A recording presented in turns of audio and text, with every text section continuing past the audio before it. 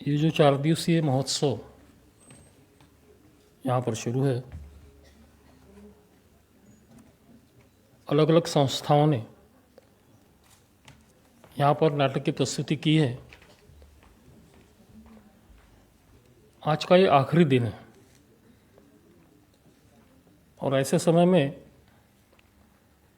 जो पहला अभी नाटक हुआ है, उसके बाद में हमने प्रोफेसर श्रीनिवास वरखेड़ी जी को यहाँ पर बुलाया, आमंत्रित किया। और हमारी बड़ी इच्छा है कि चूँकि वो बहुत विद्वान हैं, जो सेंट्रल संस्कृत यूनिवर्सिटी है वहाँ पर भी वो वाइस चांसलर हैं। मेरा उनका संबंध करीबन 7-8 साल से है। इसके पूर्व वो नागपुर के पास जो रामटेक है वहाँ पर कवि कुलगुरु कालिदास संस्कृत यूनिवर्सिटी के वाइस चांसलर रह चुके हैं। संस्कृत भाषा को लेकर, संस्कृत साहित्य को लेकर इनका बहुत बड़ा योगदान है। सिर्फ संस्कृत साहित्य के संबंध में नहीं, तो संस्कृत को लेकर जितनी कठिनाइयां हैं, संस्कृत को लेकर जो समस्याएं हैं और संस्कृत का प्रचार और प्रसार करने के लिए क्या क्या करना चाहिए और किस प्रकार से वो करना चाहिए, इसके बारे में एक गहरी सोच जो होनी होती है, वो गहरी सोच इनकी कृतियों पर से हमको दिखाई देती है। जब वे रामटेक में थे उस समय उन्होंने ना सिर्फ आंतरिक सौंदर्य, कहने का मतलब यह है कि संस्कृत भाषा का आंतरिक सौंदर्य, संस्कृत साहित्य का आंतरिक सौंदर्य, जहाँ ये विद्यापीठ था, जहाँ पर ये विश्वविद्यालय है, वो कालिदास की भूमि है। मेघदूतम ये नाटक, इस नाटक की रचना कालिदास जी ने रामटेक में की है, तो बड़ा गहरा संबंध है। ऐसी जगह पर वो विश्वविद्यालय है, तो जो विश्वविद्यालय उसका जो कैंपस है, वो कैंपस भी बड़ा सुंदर उन्होंने किया है, ताकि ऐसा लगे कि हम संस्कृत विद्यापीठ में यहाँ पर आए हैं। उनकी सोच बड़ी अलग है, क्योंकि मैंने प्रत्यक्ष अनुभव किया है। संस्कृत भाषा को भी अलग अलग दृष्टि से कैसा देखा जा सकता है, और आज के परिप्रेक्ष्य में, आज जब हम 21वीं शताब्दी में काम कर रहे हैं, आज जब हम विश्वगुरु बनने की तमन्ना रखते हैं, तो ऐसे समय जो विरासत से चली आ रही है अपनी संस्कृत भाषा है, और संस्कृत भाषा को लेकर आज तक जितना काम हुआ है, केवल वो लोगों तक पहुंचाना ऐसा नहीं, तो इसके आगे भी संस्कृत को और विषयों के साथ कैसा जोड़ा जा सकता है। रोजमर्रा की जिंदगी में संस्कृत भाषा का प्रयोग कैसा किया जा सकेगा, लोगों को संस्कृत भाषा बोलने में और समझने में कैसी रुचि उत्पन्न हो, इसके लिए जो प्रयास करना होता है वो सारा प्रयास वरखेड़ी सर ने किया है। और ये मैं देख रहा हूं, कोई विद्वान जब बहुत सीख लेता है, जिसे हम लर्नेड आदमी कहते हैं, प्रायः ये देखा गया है कि बहुत विद्वान होने के कारण, बहुत ज्ञान प्राप्ति होने के कारण थोड़ा वो आइसोलेशन में चला जाता है, ऐसा देखा गया है। लेकिन वरखेड़ी सर के साथ में ऐसा नहीं है। उनसे कोई भी आदमी जब मिलता है तो उनका अप्रोच बड़ा सरल होता है। कोई भी साधारण व्यक्ति भी होगा, यदि उनको वरखेड़ी सर से मिलना होगा तो वरखेड़ी सर सहज मिलते हैं। उस एक और तो विद्वत्ता है, एक और तो ज्ञान है, लेकिन वहीं दूसरी ओर एकदम सरलता है, एकदम सिंपल, जिसे हम सहज बोल सकते हैं ऐसा। पहली भी बार यदि हम उससे बात करते हो ऐसा लगता नहीं कि हम किसी अलग आदमी से बात कर रहे हैं। इतनी सहज सुलभता जिनके बिहेवियर में हमको देखने को मिलती है। तो ऐसे वरखड़ी सर आज यहां पर आए हुए हैं। ये बड़े सौभाग्य की बात है सीसीआरटी के लिए, क्योंकि सीसीआरटी ने भी एक प्रण किया है कि ऐसे जो गुणीजन हैं, ऐसे जो महान विद्वान लोग हैं, ऐसे जो नॉलेजेबल लोग हैं, सरस्वती जिन पर प्रसन्न है, ऐसे लोग भी यहां पर आए, उनके चरण कमल यहां पर लगे और ये जो सीसीआरटी भूमि है ये पवित्र बने। तो मैं समझता हूं कि वरखेड़ी सर आज यहां आए हैं, पधारे हैं। ये जो भूमि है सीसीआरटी की ये बड़ी पवित्र हो चुकी है और यही हमारी ताकत रहेगी। हम यहां से जब आगे बढ़ेंगे तो एक पवित्र भूमि के रूप में कहलाएगी। और ये जो भूमि है, इस भूमि का उपयोग हम लोग कैसा करते हैं उसके ऊपर सारा डिपेंड है खेल। तो हमने भी सर सोच लिया है कि यहाँ पे सीसीआरटी के माध्यम से जब हम आर्ट, कल्चर, एजुकेशन और लिटरेचर में काम करेंगे और ज़्यादा अच्छी तरह से काम करेंगे, तो उस समय हमें आप लोगों की बहुत आवश्यकता रहेगी। क्योंकि आपका मार्गदर्शन जब हमें मिलेगा तो हम सही रास्ते पे है कि नहीं है ये भी हमको पता चलेगा। क्योंकि आपका भी काम करने का अपना तरीका है, शायद इनका ही तरीका मैंने यहां पर अपनाया है। टेक्निक नाम का एक शब्द है, तंत्र। टेक्निक किसे कहा जाता है? जो मेरे पास में अवेलेबल है, whatever the raw material is available with me, the skilful use of available raw material is technique. तो सर के पास जो भी मटेरियल अवेलेबल था रामटेक में, वो स्टाफ होगा, टीचिंग स्टाफ होगा, नॉन टीचिंग स्टाफ होगा, हमारे जैसे बाहर से आने वाले लोग होंगे, तो ये इनके लिए बड़ा मटेरियल था, रॉ मटेरियल। इसका बड़ा स्किलफुल यूज उन्होंने किया, इसलिए technically is very perfect and very different and very unique. बस इसी का हमने फायदा उठाया है। हम भी इन्होंने बताए हुए मार्ग पर चल रहे हैं। जो 4 दिवस से ये फेस्टिवल यहां पर हुआ है, ये सिर्फ और सिर्फ सीसीआरटी में जो स्टाफ है उनकी बदौलत हुआ है। उनका जो कमिटमेंट है उसकी बदौलत हुआ है।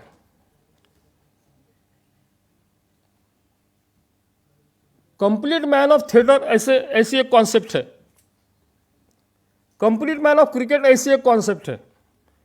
इसका मतलब यह होता है कि कंप्लीट मैन रह सकता है। जब मैं कंप्लीट मैन ऑफ थिएटर की बात करता हूं, तो जो थिएटर में काम करने वाला आदमी खुद को अपने एकेडमिक्स में भी संपन्न करता है और जो प्रैक्टिकल लेवल पर एकदम एक्सलेंट है, उसे कंप्लीट मैन ऑफ थिएटर कहा जाता है। अब ऐसा कंप्लीट मैन ऑफ थिएटर ढूंढना बड़ा मुश्किल है, क्योंकि थिएटर ऐसी चीज है कि जिसमें प्रैक्टिकल में लोग विश्वास रखते हैं, ऐसा लगता है कि परफॉर्मेंस करना है थिएटर, लेकिन उसका अपना एक एकेडमिक्स होता है। यह जानने की बहुत कम लोग कोशिश करते हैं। रेयर लोग ऐसे होते हैं कि जो एकेडमिक में भी स्ट्रांग रहते हैं और परफॉर्मेंस में एक्सेलेंट रहते हैं, उनको कंप्लीट मैन ऑफ थिएटर कहा जाता है। जब हम कंप्लीट मैन ऑफ क्रिकेट की बात करेंगे तो सुनील गावस्कर के सिवा दूसरा कोई नाम नहीं आता है। परफॉर्मेंस के बारे में कोई बोल ही नहीं सकता है, टॉप लेवल का परफॉर्मेंस उनका रहा है एज एन ओपनर बैट्समैन। लेकिन जो वो कॉमेंट्री करते हैं, तो कॉमेंट्री नहीं रहती, वो कविता बन जाती है। इतना मंत्रमुग्ध कर देते हो। एक एक शॉट का जो डिस्क्रिप्शन वो करते हैं, इतने डिटेल में करते हैं कि जो बैटिंग करने वाला तेंदुलकर है उसको भी नहीं मालूम रहता कि अरे मैं इतना सुंदर खेला हूं। He is complete man of cricket. Varkhedi sir is complete man of Sanskrit.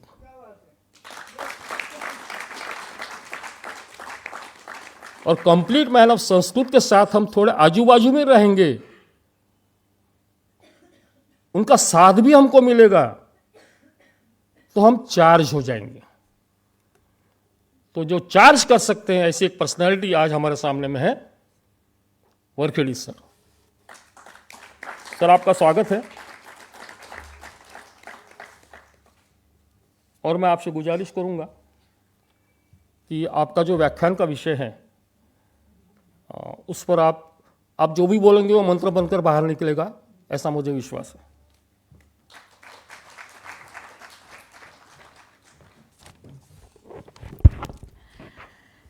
इससे पहले कि मैं वरखेड़ी जी को आमंत्रित करूं, दो शब्द उनके बारे में। प्रोफेसर श्रीनिवास वरखेड़ी केंद्रीय संस्कृत विश्वविद्यालय दिल्ली के कुलपति हैं। आप इससे पहले कवि कुलगुरु कालिदास संस्कृत विश्वविद्यालय रामटेक महाराष्ट्र के कुलपति रह चुके हैं। साथ ही आपके पास गोंडवाना विश्वविद्यालय के कार्यकारी कुलपति का अतिरिक्त कार्यभार भी है। आप Chinmaya Eshwar Gurukul for Sanskrit and Indic traditions के ऑनररी डीन रह चुके हैं। आप न्याय तथा प्राचीन भारतीय शास्त्रों के विद्वान हैं। आपको अन्य पुरस्कारों सहित महर्षि बदरायन व्यास सम्मान से माननीय राष्ट्रपति द्वारा अलंकृत किया जा चुका है। 9वें कमला देवी चट्टोपाध्याय स्मृति व्याख्यान के लिए प्रोफेसर श्रीनिवास वरखेड़ी जी का विषय है व्याख्यान का कला, संस्कृति एवं संस्कृत। आपको आमंत्रित करती हूँ।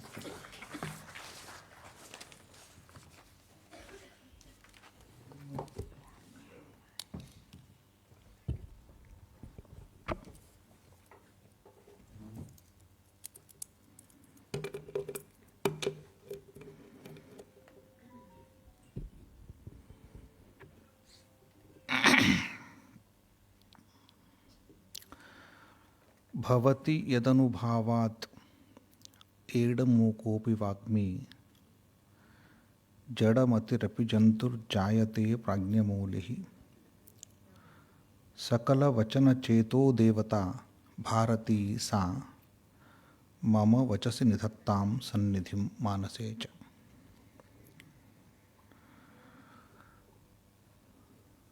प्रिय बंधु, आज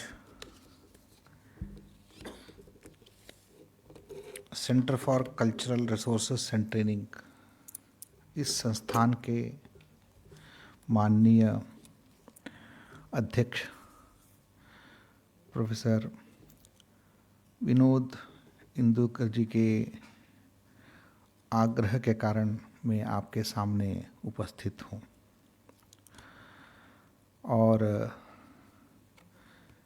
इस संस्थान के निदेशक महोदय श्री ऋषि वशिष्ठ जी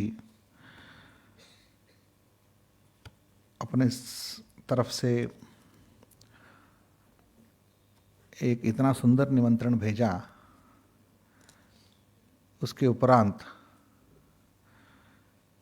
एक कुलपति के रूप में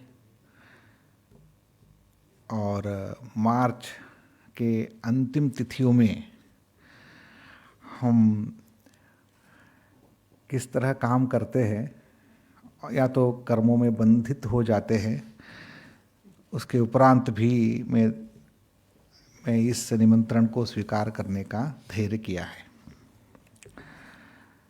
मैं आपके सामने कमला देवी चट्टोपाध्याय मेमोरियल लेक्चर नवमांक के संदर्भ में उपस्थित हूँ और मैं ये भी जानता हूँ इस अनुष्ठान के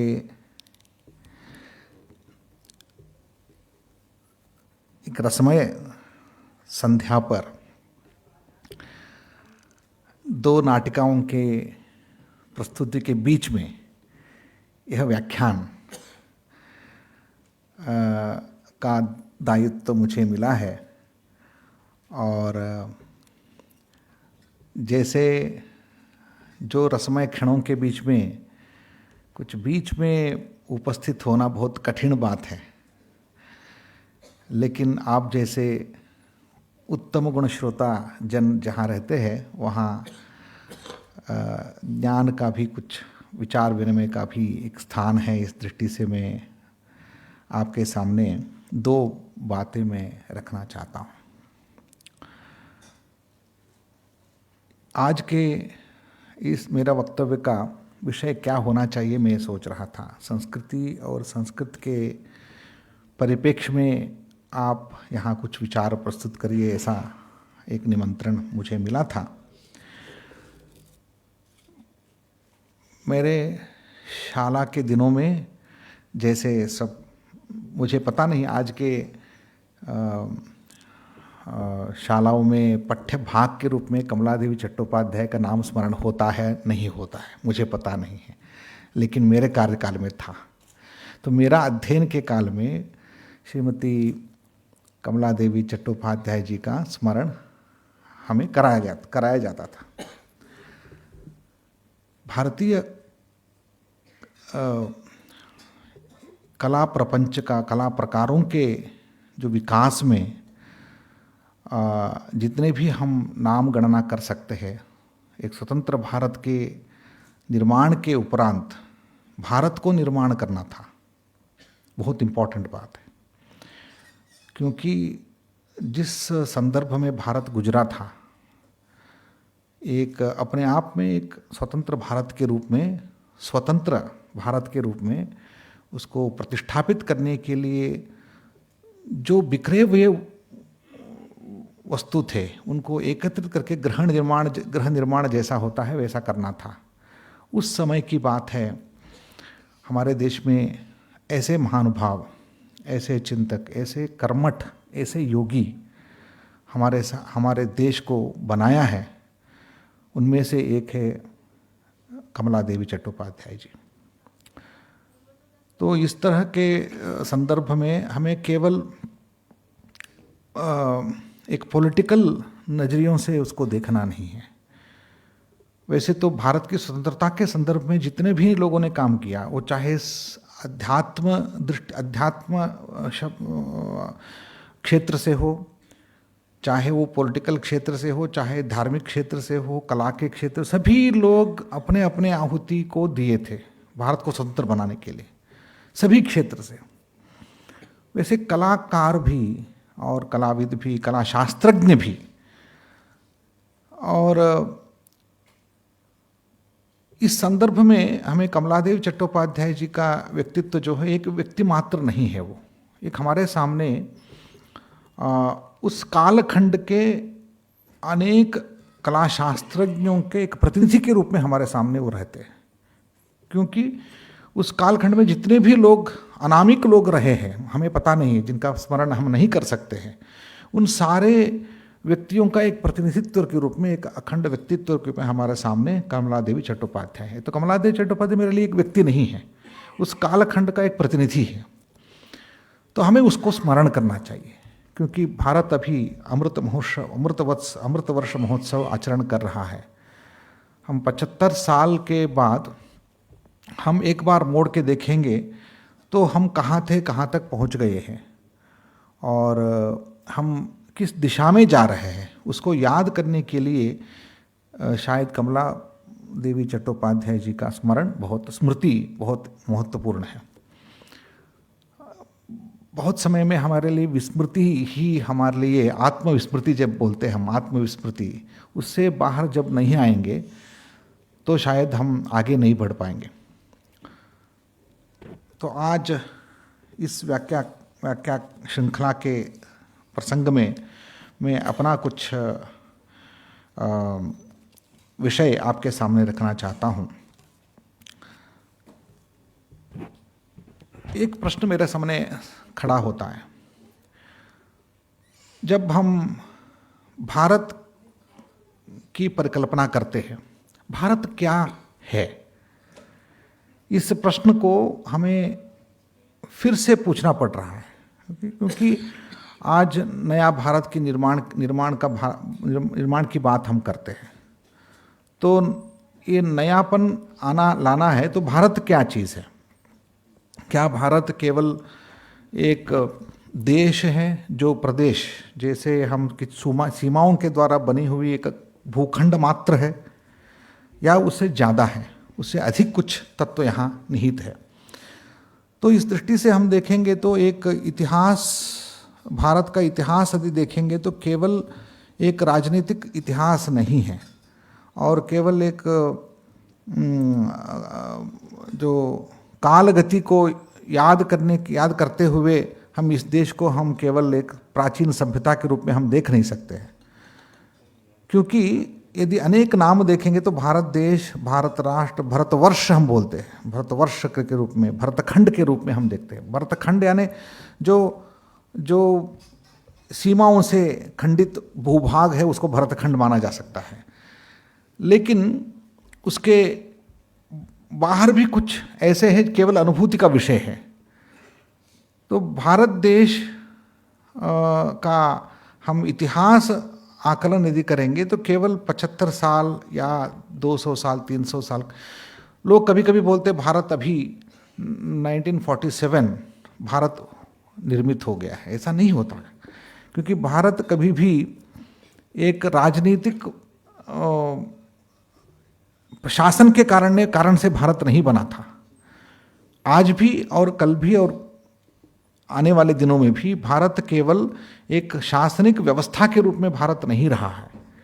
इसको समझने के लिए हमें भारतीय सभ्यता और संस्कृति और भारतीय वाङ्मय और कला, इन सारे तत्वों को एक अखंडता के दृष्टि से हमें देखना होगा।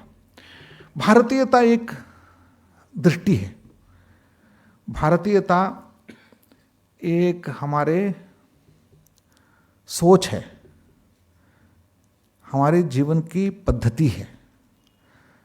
तो क्या है, मैं इसको एक हमारे प्राचीन सूत्रों से इसको एक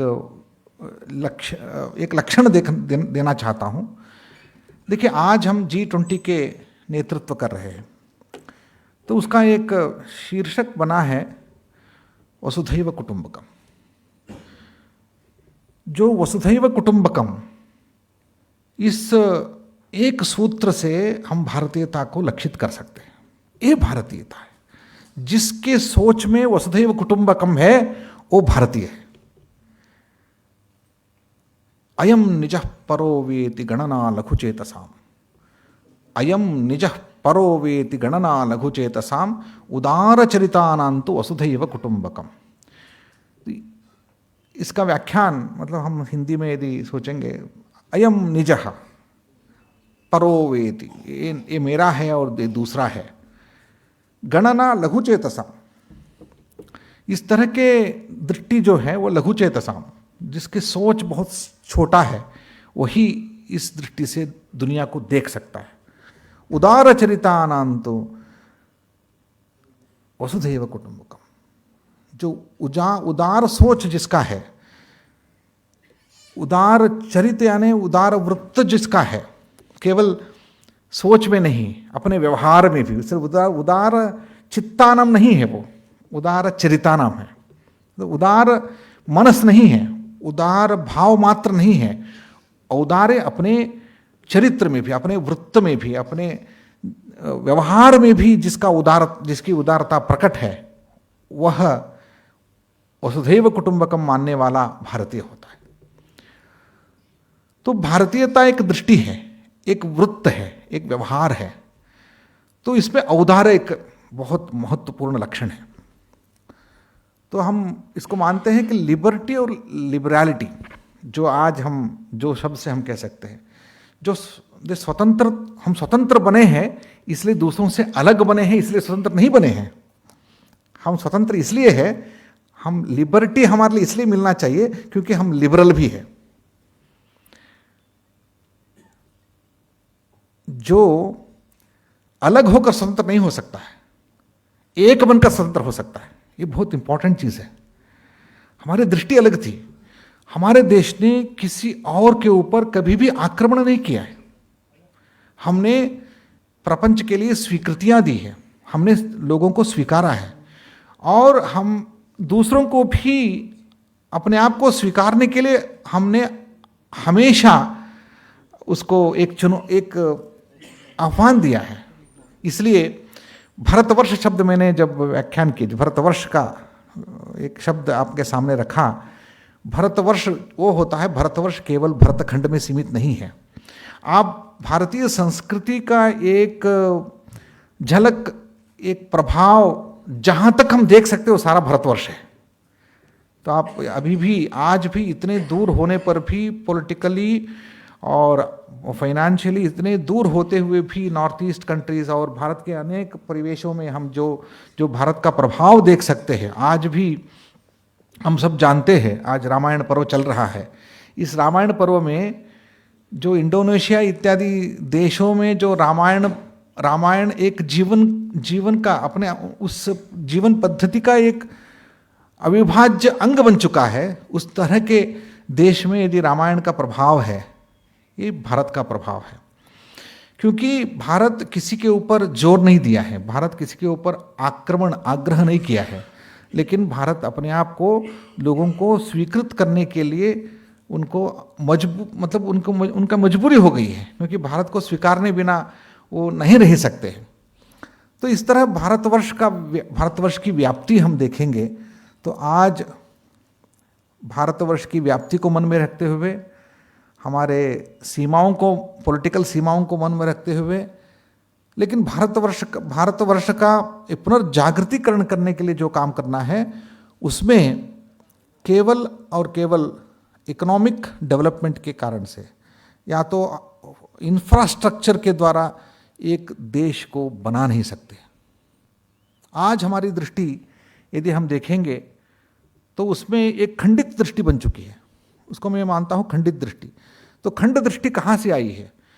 तो हमेशा हमने दूसरों से सीखा है, आज भी सीखेंगे और कल भी सीखते रहेंगे। कोई भी सीखने से बाहर नहीं रह सकता है। यदि कोई सीखने से बाहर रह जाएगा तो उसका विकास नहीं होगा। देखिए, आनो भद्राः कर्तवो यन्तु विश्वतः, यह बात आज नहीं, कम से कम 1 लाख, मैं तो काल का गणना मैं नहीं मानता हूँ, मैं वैयक्तिक रूप से काल गणना नहीं मानता हूँ। हमारे वेदों की, श्रुतियों की जो परंपरा है, उस परंपरा के लिए काल गणना नहीं, मतलब आधुनिक लोग जो है उसको 10,000 20,000 कुछ काल गणना मानते हैं, लेकिन मैं तो नहीं मानने वाला हूँ। क्योंकि हमारे लिए, मेरे लिए कम से कम भारतीय दृष्टि से काल एक रेखा नहीं है। मतलब काल कभी भी एक रेखा नहीं रही है, इतिहास में लीनियर स्ट्रक्चर नहीं रहा है, एक चक्र है ये तो घूमता रहता है। तो जो घूमने वाला चक्र है उसमें कहाँ से मैं शुरू करूँ, कहाँ से अंत करूँ, तो इसका ये तो आदि अंत रहित एक सृष्टि प्रक्रिया है। इसमें हम श्रुति, हमारे वाङ्मय के आदि मूल को देखेंगे तो आनो भद्राः कर्तवो यन्तु विश्वतः, प्रपंच के कहीं न कहीं से भी अच्छे विचारों को हम स्वीकार करने के लिए सिद्ध है। तो यह भाव, औदार्य, ये भारतीयता को बनाता है। तो मान के चलेंगे कि सभी से हम सीखेंगे, लेकिन इतना हमने सीख लिया, हमने अपने आप को खंडित कर दिया।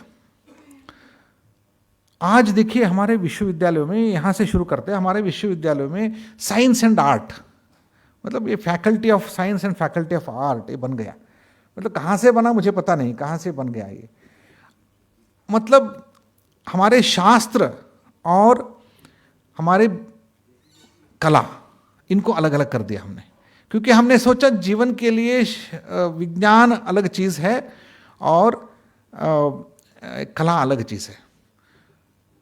लेकिन हमारे प्राचीन ग्रंथों को, मैं क्योंकि मैं फर्स्ट हैंड इंफॉर्मेशन के साथ आपके सामने खड़ा हूँ, मैं दूसरे अनुदित ग्रंथों के सहायता से मैं आपके सामने खड़ा नहीं हूँ। जो मूल ग्रंथ, जो केवल भारतीय वाङ्मय जो बोलते हैं, उस मूल ग्रंथों के अध्ययन के पश्चात मुझे जो अनुभूति प्राप्त हुई, उस अनुभूति के साथ आपके सामने खड़ा हूँ। भारत कभी भी वस्तुओं को अलग अलग नहीं किया है। देखिए, हमारे साइंस में हम हमेशा बोलते हैं जो फॉर्म एंड कंटेंट, जो कंटेंट एंड फॉर्म को अलग करना, अलग करने के बाद जो फॉर्मल स्ट्रक्चर मिल जाता है उसको। आजकल हम फॉर्मल, मैथमेटिक्स फॉर्मल है, साइंसेस फॉर्मल है, फॉर्म्स से हम डील करते हैं। दिस बिल्डिंग ये फॉर्म है, इसमें आकृतियां हैं, इस आकृतियों को हमने जोड़ा है। तो हमने कंटेंट को अलग कर दिया, फॉर्म को देखा, फॉर्म के द्वारा हमने स्ट्रक्चर्स को बनाया, स्ट्रक्चर्स के द्वारा दुनिया को खड़ा कर दिया। आज जितने भी दुनिया में वस्तुएं हैं, आप देख लीजिए, वस्तु जितने भी है वो किसी न किसी उपयोगिता के लिए है। आज हम देखेंगे हमारे चेयर्स है, या तो जाके हम पुराने जो बैठने के लिए वस्तु देखते थे उनको देखिए और आज के वस्तु देखिए, तो कितना फर्क है, कितनी सोच के फर्क है। क्योंकि ये यूटिलिटी के आधार पर बनाया है। जब यूटिलिटी के सोचेंगे तो यूटिलिटी कैसे होगी, उसके अनुसार वो स्ट्रेट लाइन से यूटिलिटी होगी तो स्ट्रेट लाइन बन जाएगा। लेकिन स्ट्रेट लाइन फॉर्म है, साइंस है, लेकिन वो कला नहीं है। जो वक्रता है, जिसको मैं वक्रता से जोड़ता हूं, हमारे जितने भी कला प्रकार है उसमें वक्रता रहती है। संगीत में वक्रता है, और अभी भी हमने नाटिका को देखा। उस नाट्य में उनके एक एक शब्द में, एक एक वाक्य में वक्रता थी, जिस वक्रता के द्वारा हमें बहुत अनुभूति मिली। यदि वो केवल वाच्य रह जाता है, स्ट्रेट लाइन रहता है, उसमें कोई मजा नहीं आता है। जो रसानुभूति और वो कुछ हमारे लिए जो भाव विकास हमारे मन में होना है तो वक्रता से होती है।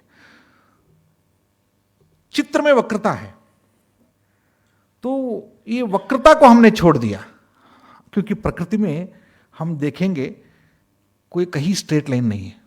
आप मानव शरीर को देखिए, स्ट्रेट लाइन नहीं है, और चाहे एक वृक्ष को देखिए, स्ट्रेट लाइन नहीं है, कोई भी वस्तु स्ट्रेट लाइन नहीं है। हमने मानव निर्मित जितनी वस्तु आधुनिक काल में है तो वो सारा स्ट्रेट लाइन है, उसको छोड़कर कोई स्ट्रेट लाइन प्रकृति में नहीं है। तो प्रकृति से हमने एक वक्रता को छोड़कर हमने सारा ले लिया, तो इससे हम फॉर्मल स्ट्रक्चर बना दिया, यूटिलिटी एनहांस कर दिया, लेकिन जीवन में रस छोड़ दिया। जीवन के क्वालिटी बढ़ाने के लिए केवल हम यूटिलिटी बढ़ा दिया, उसकी वैल्यू बढ़ा दिया। हमने सोचा ये वैल्यू बढ़ता है, लेकिन वैल्यू घटता है। हमने ये नहीं सोचा वैल्यू घटता है, क्योंकि जितना हम इकोनॉमिकली वायबल, लॉन्ग लाइफ रहने वाला वस्तु का निर्माण करते जाते हैं, उतना उसमें रस कम हो जाता है, रसमयता कम हो जाती है, तो बाद में हम उसको एंजॉय नहीं कर पाते हैं। आज हमारे सामने जितने भी टेक्नोलॉजी के वस्तु है, जितनी भी साइंस की निर्मित है, ये सारे जो है एक रसमयता को कम कर दिया है, उसमें रस को छोड़कर बाकी सब है। तो भारतीयता क्या जोड़ना चाहती है? भारतीय जो भी है वो आज कोई सभ्यता ऐसी नहीं है जो हजारों सालों के आक्रमण के बाद भी, विचार परिवर्तन के बाद भी, नए नए चैलेंजेस के बाद भी, वेश परिवर्तन के बाद भी, हमारे सोच में परिवर्तन के बाद भी हमने एक सभ्यता को मेंटेन कर दिया है। तो इतनी दृढ़, अरविंदो बोलते हैं, इतने रिनोवेशन के बाद, इतने नयापन के बाद एक सभ्यता यदि टिकती है, वह सभ्यता निरंतर है, उसको सनातन माना जाता है।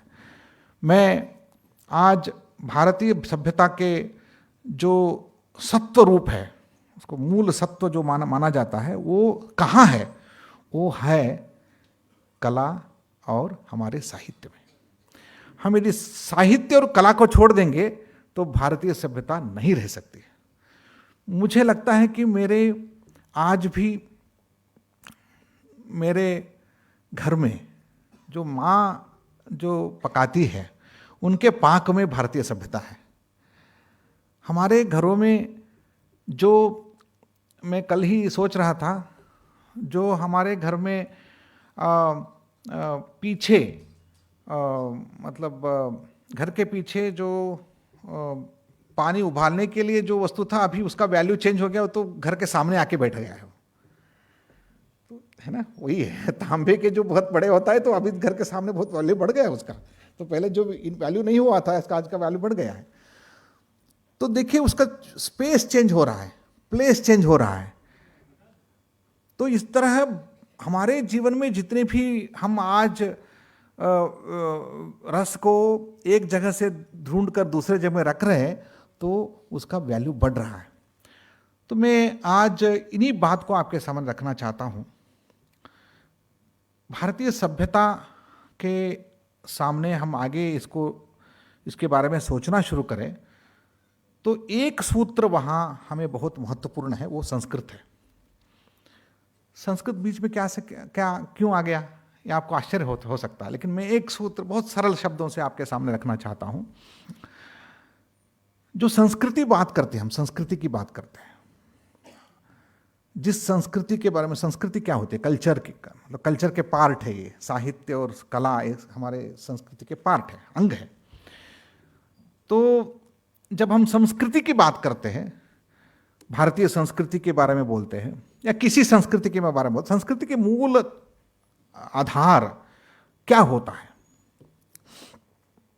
देखिए,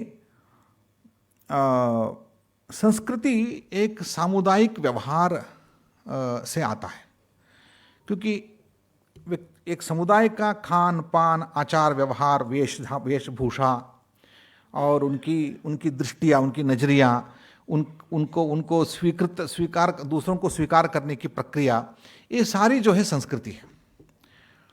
इस संस्कृति को हम कैसे खड़ा कर सकते हैं, मतलब इस संस्कृति को हम ट्रांसफर कैसे करते हैं, इस संस्कृति को बढ़ावा कैसे करते हैं, तो उसके लिए एक मीडियम चाहिए। वो मूल मीडियम क्या है?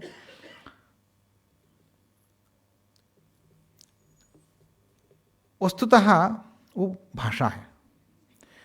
देखिए, मैं भाषा से, आप हमारे देश में इतनी भाषाएं हैं, हिंदी है, अवध है, और यहाँ बंगाली है, और कन्नड़ है, तमिल है, मराठी है। इस हर एक प्रांत में जो भाषाएं हैं वो अपने भाषाएं वो संस्कृति का एक वाहक के रूप में है। यदि मराठी नहीं होती तो मराठी का जो कल्चर का अपनापन जो है वो चला जाता है। यदि भारत देश में बंगाली नहीं होता, बंगाली भाषा नहीं होती, तो बंगाली कल्चर खत्म हो जाता है। तो संस्कृति को बनाए रखने के लिए भाषा बहुत महत्वपूर्ण काम करता है, क्योंकि भाषा वाहक है। क्योंकि वहाँ जितने भी कॉन्सेप्ट्स हैं जो हम हमारे सोच में लेके आते हैं वो सारे भाषा से जुड़ी हुई है। यदि भाषा नष्ट है, देखिए वो बंगाली का एक रसगुल्ला है, और क्या है वो, संदेश है, संदेश। वो संदेश कोई और नहीं बना सकता। यदि बनाएगा तो संदेश का शब्द चला गया तो संदेश के साथ, शब्द के साथ वो संदेश भी, स्वीट भी खत्म हो जाता है। तो अपने अपने देश के शब्द के साथ उस रस भी उससे जुड़ा हुआ है। देखिए, कॉन्सेप्ट कहाँ से आता है? मेरा सोच जो है भाषा से बनती है। मैं जिस भाषा बोलता हूँ, जिस भाषा के द्वारा मेरा व्यवहार चलता है, उस भाषा के द्वारा मेरा सोच बनता है। यदि भाषा नहीं है, हमारे मन में विचार भी नहीं बनते। एक मिनट आप सोच लीजिए, भाषा नहीं है तो विचार भी नहीं है। इतने, क्योंकि जीवन में केवल वस्तुएं जीवन नहीं है। आज मैं आपके सामने खड़ा हूं और इंदुरकर सर खड़े हैं और वशिष्ठ जी है, आप सब हैं। तो इस परिवेश में मैं, आप सब मुझे देख रहे हैं, मुझे सुन रहे हैं। उससे पहले श्रीमान इंदुरकर जी ने मेरे बारे में कुछ शब्द बोले, तो आपके लिए मैं वो हूं। सोच लीजिए एक क्षण, मैं वो हूं जो श्री इंदुरकर जी ने चित्रण किया है। मतलब शब्द के द्वारा उन्होंने कुछ पेंटिंग किया है। वो पेंटिंग के द्वारा जो चित्र आपके मन में रहा है वही मैं हूं। वास्तविक रूप से मैं जो हूं वो नहीं हूं। आपके मन में शब्द के द्वारा जो चित्र मिला है वही वास्तविक रूप से आप देख रहे हैं, मुझे नहीं देख रहे आप। मतलब बहुत गहरा से मैं अंदर जा रहा हूं। मैं वास्तविक रूप से आप आंखों से जो देख रहे हैं वो नहीं देख रहे, वो आपके मन में जो चित्र है उसको देख रहे हैं। This is very interesting. मतलब मैं जीवन को यदि देखूंगा तो मेरे मन में जितने भी मेरी भाषा के द्वारा मिले हुए कॉन्सेप्ट है उसके द्वारा मैं जीवन को देखूंगा। यदि वो नहीं है, मैं जीवन को देख नहीं सकता हूं। मेरे सामने जितने भी पदार्थ है ये सारा जीवन संसार नहीं है, प्रपंच नहीं है। मेरी भाषा के द्वारा प्रपंच बनता है। मेरा प्रपंच मेरे लिए जो मेरे दृष्टि के द्वारा जो मेरे लिए सामने मिला है, तो वो दुख भी हो सकता है, वो सुखमय हो सकता है, वो आनंदमय हो सकता है, कुछ भी हो सकता है, मेरी भाषा के द्वारा हो सकते हैं। तो मैंने जिस लैंग्वेज से उसको क्रिएट करता हूं वही हो जाएगा। तो वास्तविक रूप से भाषा बहुत काम करती है। तो भाषा नहीं है तो विचार भी नहीं है, भाव भी नहीं है, संस्कार भी नहीं है। मेरे मन में जितने भी संस्कार बनते हैं, जीवन को देखने के लिए जो नजरिया चाहिए, वो सारे नजरिया, सारे दृष्टियां भाषा से बनी है। भाषा ही प्रपंच है। तो ये बहुत पुरातन, ये कहाँ से आ रहा है? हमारे देश के अत्यंत प्राचीन भाषाविद भर्तृहरि ने इसको लिखा। नहीं, शब्द ही प्रपंच है, शब्द को छोड़कर कोई प्रपंच है ही नहीं। तो शब्द चित्र है प्रपंच। यदि शब्दाह्वयम ज्योति आसंसारम निदीपे, शब्द के रूप में दीप नहीं है तो सारा अंधकार है, यहां कोई प्रपंच नहीं है। एक बार सोच लीजिए, दीप निकाल दीजिए, कुछ नहीं है यहां पर, तब हम भी नहीं, आप भी नहीं है, होते हुए भी कोई नहीं है यहां पर। इस हाल में यदि दीप को प्रज्वलित नहीं किया तो सारा अंधकार है, तो सब होते हुए भी कोई नहीं है। ऐसे ही प्रपंच शब्द के द्वारा ही प्रकाशित होता है, वो नहीं है तो कुछ नहीं है। तो ये आतान वितान के रूप में शब्द के द्वारा जो प्रपंच बना है, उस प्रपंच को निर्माण करने के लिए एक ऐसी भाषा चाहिए जो संस्कार दे सकता है। क्योंकि भाषाएं अनेक विध हो सकते हैं। कोई व्यवहार के लिए भाषा है, कोई भाषा कंप्यूटर में ऑर्डर देने के लिए है। तो हर एक भाषा के लिए हर एक ऑब्जेक्टिव है। संस्कृत भाषा के लिए एक ऐसा ऑब्जेक्टिव है जो संस्कार और धर्म की जागरण के लिए भाषा बनी है, कोई दूसरा उद्देश्य के लिए नहीं बना है। तो संस्कृत क्यों चाहिए? और संस्कृत केवल संस्कृत नहीं है, संस्कृत केवल एक भाषा नहीं है, वो मूल द्रव्य है, विचार का मूल द्रव्य है। आज भारत में जितने भी भाषाएं हैं, द्रविड़ भाषा से आरंभ होकर तमिलयालम, कन्नड़, मराठी, उड़िया, हिंदी, कश्मीरी, जितने भी भाषाएं हमारे सामने हम बोली भाषा के रूप में हम देखते हैं, वो इस धरती से वो सारी बोलियां आज भी विस्तृत है। वह भाषाएं एक सूत्र से निबद्ध है, वो संस्कृत से। वो एक सूत्र संस्कृत से निबद्ध है, इसलिए सारी भाषाएं संस्कृत भाषा मेरे लिए। तो मेरे लिए संस्कृत तो मैं दूसरे भाषाओं से अलग नहीं कर रहा हूं। क्योंकि जैसे हम ये सोच सकते हैं कि कन्नड़, तमिल, मराठी इत्यादि भाषा, हिंदी इत्यादि भाषाएं जो है, वो भाषाएं धीरे धीरे वो संस्कृत से बनी नहीं है। मैं ऐसा विरोधी हूं, संस्कृत से बनी नहीं है, लेकिन धीरे धीरे वो संस्कृत के ओर जा रहे हैं। मतलब धीरे धीरे जैसे जैसे विकसित हो जाएंगे, जैसे सारी नदियां जैसे सागर में एक हो जाएंगे, वैसे ये सारी भाषाएं संस्कृत में एक हो जाएंगे। संस्कृत एक अलग भाषा नहीं है, ये सारी भाषाएं मिलकर संस्कृत बन रहा है। तो भारत में जितनी भी संस्कृतियां हैं, मतलब जितने भी हम अलग अलग अलग अलग सोच नहीं है, अलग अलग विभिन्न प्रकारक एक अभिव्यक्तियां हैं। एक संस्कृति की विभिन्न अभिव्यक्तियां हैं।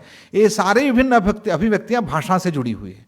यदि संस्कृत नहीं होता, ये सारे भाषाएं नहीं होती, ये सारी भाषाएं नहीं होती, तो भारत की विभिन्न अभिव्यक्तियां नहीं होती। क्या एक केवल भारतीय संस्कृति यानी अलग अलग है? जैसे यूरोप नहीं है ये। यूरोप एक अनेक भाषाओं के एक समुदाय नहीं है, क्योंकि यूरोप जो है ये आज के कंप्यूटर जैसा है। मतलब एक जैसा दिखता है, कंप्यूटर एक है, लेकिन उसमें असेंबल किया गया है, तो सारे वस्तु अलग अलग है। उसको आपने स्क्रू निकाल दिया तो सारे अलग अलग हो जाएंगे, उसको जोड़ दिया तो एक बन जाएगा। एक दिखता है, एक नहीं होता है। भारत ऐसा नहीं है। भारत ऐसा एक सुंदर फल जैसा है, सुंदर फूल जैसा है। वो एक दिखता नहीं है, वो एक है। जैसे एक फूल है, वो एक है, लेकिन उसमें अलग अलग दिखता है। भारत और यूरोप के जो विशेषता यही है। तो इसको हम एक अखंड के रूप में एक पुष्प को जैसे हम देखेंगे, अखंड के रूप में एक वृक्ष को जैसे देखेंगे, प्रकृति से जो निकला हुआ पुष्प अखंडता को जैसे देखेंगे, वैसे यहाँ एक आत्मा के रूप में एक यदि कुछ है, एक कुछ तत्व है, वो संस्कृत है। देखिए, मैं आपके सामने एक उदाहरण लेना चाहता हूँ। मैं काशी गया था तो अभी तो मेरे पुत्री ने पूछा कहाँ गए थे। आई सेड, कभी कभी अंग्रेजी में बात होती है, तो मैंने कहा काशी गया था। तो what did you see? If I say I saw Ganga and Lord Vishwanath, उसमें कुछ कमियां तो हैं, आप भी समझ सकते हैं। ये सीइंग नहीं है, परसीविंग नहीं है। परसेप्शन में, मेरे सीइंग में, मेरे परसेप्शन में केवल आई कांटेक्ट, मतलब मेरा इंद्रियों का एक संबंध बना है, बस, उससे ज़्यादा नहीं है। मैं कुछ वस्तुओं को केवल देखता नहीं हूँ, कुछ वस्तुओं का दर्शन करता हूँ। भारतीय व्यक्ति काशी में विश्वनाथ जी को, गंगा को देखता नहीं है, वो दर्शन करता है। ये दर्शन करता है। कोई बाकी व्यक्ति दर्शन कर नहीं सकता है, वो देख सकता है। और देखना और दर्शन करना दो अलग है। दर्शन करने में जो भाव है, जो श्रद्धा है, जो समर्पण है, जो भक्ति है, जो सोच है, ये सारा दर्शन में है, देखने में नहीं है। ये संस्कृत की भूमिका है। इस संस्कृत के भूमिका के द्वारा ही हम भारतीयता को, अखंड भारतीयता को हम भारत के सभी भाषाओं के द्वारा, सभी अभिव्यक्तियों में हम रख सकते हैं। तो मित्रों, आपके सामने और एक विषय आपके सामने रखना चाहता हूं। जितनी भी हमारी अभिव्यक्तियां हैं, देखिए, चाहे मेरे कन्नड़ के वेश हो, कर्नाटक के कलाकृतियां हो, कर्नाटक के साहित्य हो, चाहे मराठी के साहित्य हो, चाहे हिंदी साहित्य हो, इन सारे अन्य साहित्य और कलाकृतियों में कुछ एकता है, कुछ उसमें अपनापन है, मतलब कुछ खास विशेषताएं भी है। यदि नहीं होती तो हमें सुंदर नहीं दिखते। सौंदर्य जो है विशेषता में, यदि सब एक जैसे है, सुंदर नहीं दिखते। सब एक जैसे नहीं है, इसलिए सुंदर दिखते। तो एक होना और एक जैसे होना अलग अलग है। एक होना, एक जैसे होना, एक है लेकिन अनेक जैसे दिखते। जब सौंदर्य आस्वादन करना है तो अनेक होना भी जरूरी है। तो अनेकता को लाने के लिए विशेषताएं चाहिए, तो अपना खास एक स्वरूप चाहिए। ये दोनों कहां से आ रहे हैं, ये बहुत विशिष्ट है। मैं आज देख रहा था फ्रीडम ऑफ एक्सप्रेशन के बारे में, कमलादेव चट्टोपाध्याय जी के, मतलब एक अपना एक उनका अभिप्राय था, मत था। तो फ्रीडम ऑफ एक्सप्रेशन के, ये जितने भी कलात्मक हस्तकला और चित्रकला के द्वारा अभिव्यक्तियां हैं, ये भी फ्रीडम ऑफ एक्सप्रेशन है। तो फ्रीडम ऑफ एक्सप्रेशन में केवल वाचो विधेय, मतलब मैं कुछ बोलता हूं, बोलने के लिए मुझे फ्रीडम चाहिए नहीं है। मेरी अन्य प्रकार के अभिव्यक्तियों के लिए भी फ्रीडम चाहिए। मैं जितने भी मेरा सोच है उसको व्यक्त करने के लिए मैं भाषा भी प्रयोग कर सकता हूं, या तो मैं रंगों का, वर्ण का प्रयोग कर सकता हूं, या तो मैं मेरे अंगों का प्रयोग कर सकता हूं। और प्रयोग करने के लिए मेरे सामने जितने भी सामग्रियां हैं उसको प्रयोग कर सकता हूं मैं। लेकिन इसमें जब फ्रीडम है तब विशेषता बनती है। यदि उसमें स्वतंत्रता नहीं है तो फ्रीडम, वो विशेषता नहीं बनती है। जब विशेषता नहीं बनेगी, सौंदर्य नहीं रहेगा।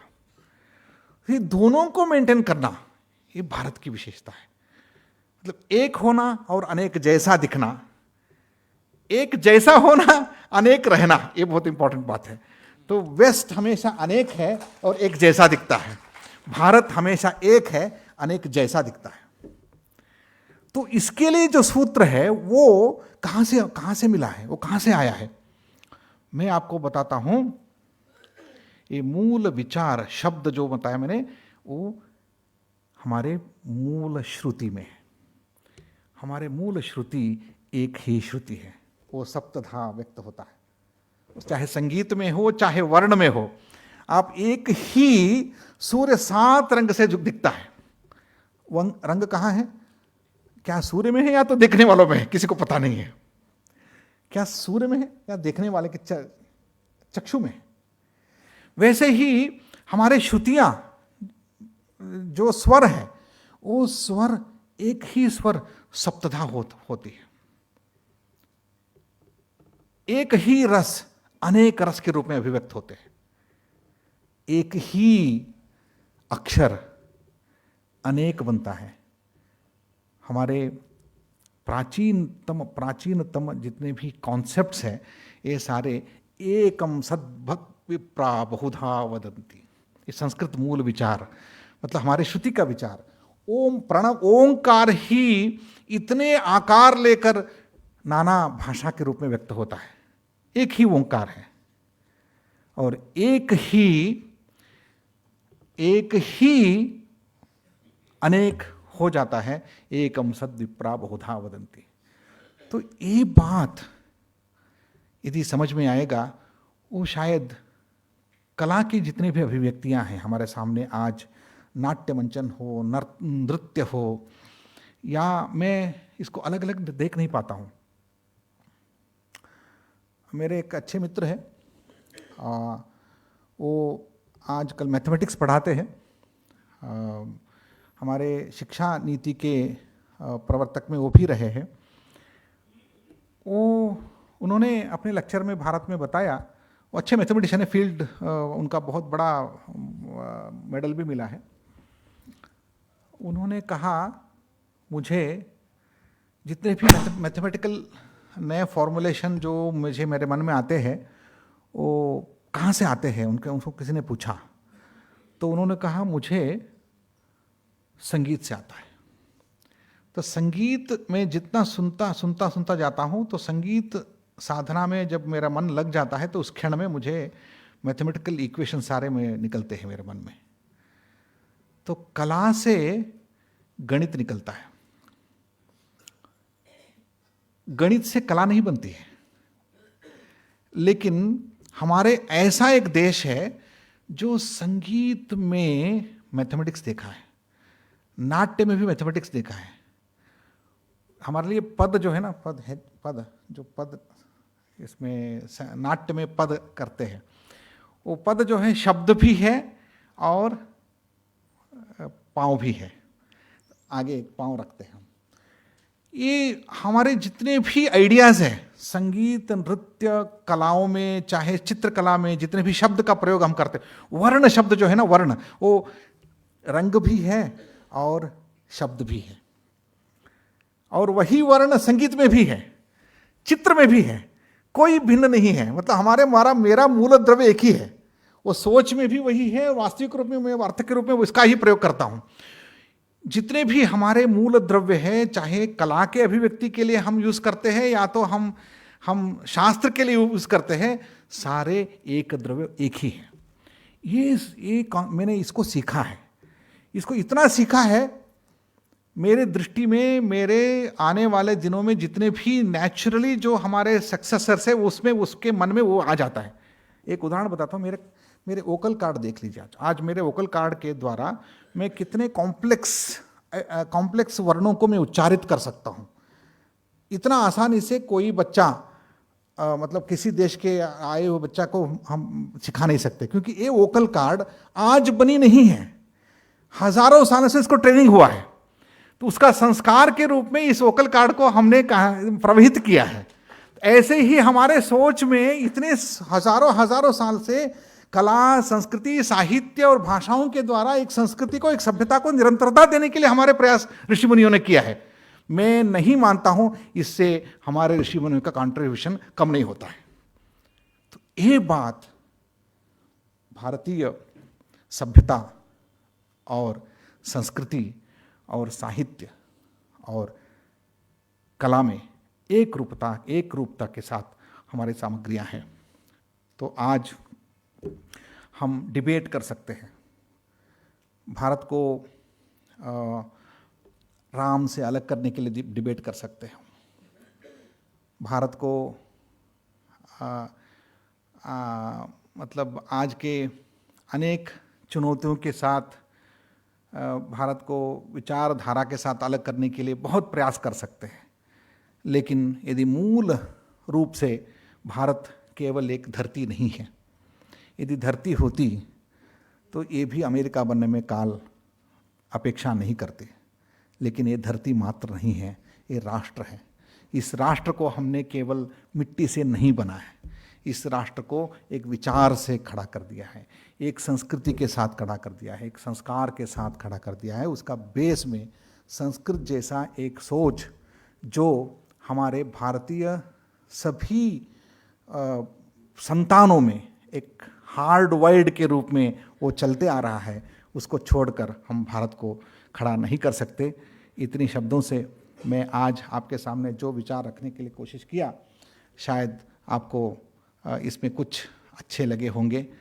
मैं आज मानता हूँ इस व्याख्यान श्रृंखला में मेरे भी एक पुष्प अर्पित करने के लिए आपने अवसर दिया है, और अनेक विचारों को मैंने रखे आया था, लेकिन समय को मन में रखते हुए, और ये भी है औचित्य भी हमारे लिए बहुत महत्वपूर्ण एक विचार है। जितने भी आप बहुत अच्छा भी भोजन हो सकता है और बच्चा भी रस हो सकता है, लेकिन औचित्य कम हो गया तो उसका भी कुछ रसमयता कम हो जाती है। तो आज मैं श्री विनोद इंदुरकर सर को मैं धन्यवाद देना चाहता हूँ। आपने मुझे याद किया और उन्होंने कुछ शब्द मेरे लिए अच्छे शब्द बोले, लेकिन वो उनके विचार है, तो आप उसको ज़्यादा सोचिए मत, तो उनका अपना है, अपनी भाषा है वो, तो लेकिन उसमें एक प्यार है, मित्रता है। और मैंने उनमें एक मैंने देखा है, हमेशा अपने आप को एक तरुण के रूप में तारुण्य मेंटेन करना। तो आप कोई बोल सकता है उनका आयु क्या है, मतलब वो भी नहीं बोलेंगे, लेकिन बोलना भी नहीं चाहिए, बोलना भी नहीं चाहिए, नहीं होना चाहिए, क्योंकि जो शरीर नहीं है, व्यक्ति जो है शरीर मात्र नहीं है, मेरे लिए सोच भी शरीर है। तो सोच में जो है वो तारुण्य वो रखना है, तो हमेशा आपने इसको रखा है। तो कला अभिव्यक्ति के द्वारा, अनेक प्रयोगों के द्वारा हमेशा जीवित रख अपने तारुण्य को और दूसरों का भी आनंद को जीवित रखने का प्रयास आपने किया है। आज आपके साथ एक संस्था जुड़ी है और वशिष्ठ भी वैसे ही है, तो वो भी आपके साथ साथ जाने की क्षमता रखते हैं। तो इस संस्था के द्वारा मैं आशा करता हूँ कि अनेक विचारधारा के साथ भारत को पुनर्निर्माण करने में कला साधन नहीं है। मैं ये बोलता हूँ, संस्कृति और साधन, ये साधन है बोलते लोग, नो साधन नहीं है, don't, it is not media, it is the सत्व, दिस इज आत्मा, ये भारतीयता ही है, ये संस्कृति है, यही संस्कृति है। कला को छोड़कर कोई संस्कृति है होता ही नहीं है। इसलिए साहित्य और संस्कृति के द्वारा हम इसका करेंगे नहीं करेंगे, साहित्य संस्कृति ही करना है, उसको उसके छोड़कर कुछ भी जीवन में नहीं होता है। इसी रसो वै सः। नमो नमः।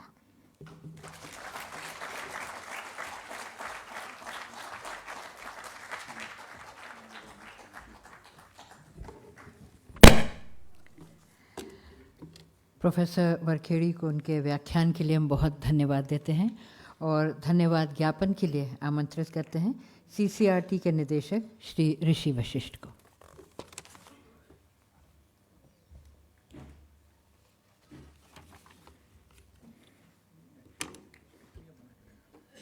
परम आदरणीय प्रोफेसर श्रीनिवास वरखेड़ी जी, माननीय अध्यक्ष CCRT डॉक्टर विनोद नारायण इंदुरकर जी, उपस्थित गुरुजनों, रसिकजनों, गुणीजनों और प्यारे साथियों, प्यारे बच्चों, आज ये हमारा सौभाग्य है कि हमारे मध्य प्रोफेसर श्रीनिवास वरखेड़ी जी 9th नवम जो स्मृति व्याख्यान है कमला देवी चट्टोपाध्याय जी की स्मृति में, उसको हम सुन पाए। उनकी तमाम व्यस्तताओं के बावजूद सेंट्रल संस्कृत यूनिवर्सिटी एक बहुत बड़ा संस्थान है जिसका पूरे देश में कई ब्रांचेज हैं, कई परिसर हैं, और मार्च का जो अंतिम महीना है वो बहुत ही डिमांडिंग होता है किसी भी संस्था के अध्यक्ष के, वाइस चांसलर के लिए। सो उसके बावजूद भी आपने जो समय दिया और जो बहुत ही सारगर्भित तरीके से, सरल तरीके से हमें समझाया संस्कृत, संस्कृति और कला का जो संबंध, और जो जैसा कि आज के दौर में अमृत काल में हमारे प्रधानमंत्री भी कह रहे हैं, G20 का जो मूल वाक्य है वसुधैव कुटुंबकम, जिस प्रकार से उन्होंने उसकी व्याख्या की कि असल में भारतीयता क्या है और वसुधैव कुटुंबकम के सही रूप से सही मायने क्या हैं, उसको समझाया। और जहां हम एक विरासत को आगे ले जाने की बात करते हैं, उसके साथ ही साथ हम अपने विकास को भी जोड़ने की बात करते हैं। सो इन सभी चर्चा बिंदुओं पर हम बहुत अच्छे से समझ पाए हैं सर, और आपको विश्वास दिलाते हैं कि जो एक सोच आपने हमें नई दिखाई है और एक जो मार्गदर्शन दिया है, उसको हम बहुत शीघ्र ही एक कला गुरुकुल के रूप में यहाँ पर स्थापित करने वाले हैं। और मुझे ये आप सभी से साझा करते हुए बहुत ही हर्ष का अनुभव हो रहा है कि संस्कृति मंत्रालय ने भी हमारे इस प्रोजेक्ट को एक्सेप्ट कर लिया है। और अब बहुत ही जल्द आपके मार्गदर्शन में हम जो एक हमारी वैदिक पद्धति के अंतर्गत कला गुरुकुल का जिस तरह से हम निर्माण करेंगे, वो इस आने वाली पीढ़ी को बहुत लाभ देगा। सो आपके लिए हृदय से आभार। व्यस्तताओं के बावजूद भी आकर जो आपने हमें आशीर्वचन दिए, उसके लिए बहुत बहुत धन्यवाद। हमारे अध्यक्ष महोदय तो सदैव हमारे लिए प्रेरणा स्रोत रहे हैं, और पहले दिन से ही उत्सव के जो बात उन्होंने कही वराखेड़ी जी ने, उनके तारुण्य को लेकर, और एक मिनट के लिए तो मुझे लगा कि आज ये रहस्य उद्घाटन हो ही जाएगा, क्योंकि हम भी अंदाज़ा ही लगाते रहते हैं और आप पुराने मित्र हैं। तो लेकिन आपने आज वो रहस्य फिर से एक बार रहस्य ही रहने दिया, तो चलिए अच्छी बात है। लेकिन हाँ, जो ऊर्जा के स्रोत हैं उससे हमें भी बहुत रिचार्जिंग होती है, ऊर्जा मिलती है। और मैं तो हमेशा यही कहता हूँ कि इनके साथ दौड़ने के लिए मुझे भी वो सामर्थ्य मिले कि मैं ये दोनों महानुभाव हमारे मार्गदर्शक के रूप में हमसे जुड़े हैं। हमने सेंट्रल संस्कृत यूनिवर्सिटी के साथ एक MOU भी किया है, और उस MOU के तहत भी हम बहुत सारे कार्यक्रम इस आगामी वित्तीय वर्ष में आयोजित करने वाले हैं। तो इन दोनों महानुभावों के साथ मुझे दौड़ने का सौभाग्य प्राप्त हो, ऐसी मैं ईश्वर से कामना करता हूँ। आज सवेरे से ही हमारे साथ एक और महान शख्सियत श्री भालचंद्र जोशी जी, श्रीपद भालचंद्र जोशी जी हमारे साथ हैं, और अभी आपने उनके एक नाटक, लिखे हुए नाटक को भी देखा। वो भी बहुत ही प्रेरणा के स्रोत हैं। जिस प्रकार से आज उनके भाषण में, उनके संभाषण में हमें 2 नए प्रोजेक्ट मिले हैं, कल्चरल बेस्ड डेवलपमेंट और साथ ही साथ कल्चरल प्राइमर का।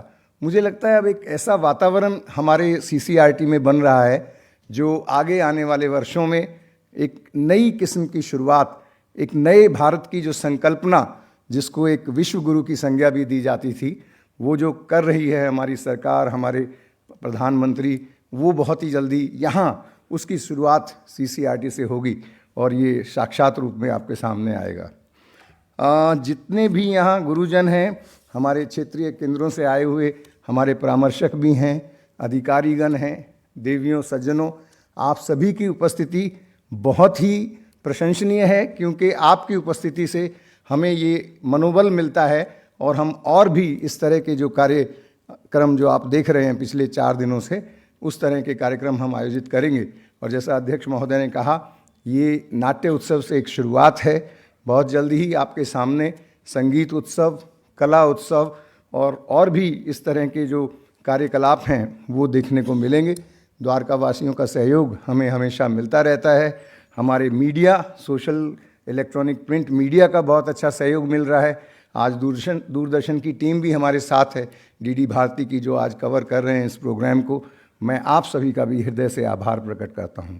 सभी का बहुत बहुत धन्यवाद। एक छोटा सा अंतराल है दूसरा नाटक शुरू होने से पहले, क्योंकि सेट की व्यवस्था की भी आवश्यकता है। आप सभी के लिए हाई टी का अरेंजमेंट है, सो आप 20 मिनट में चाय लेकर आएँ तब तक हम अपने अगले नाटक की तैयारी करते हैं। आपसे शीघ्र ही मिलते हैं। धन्यवाद।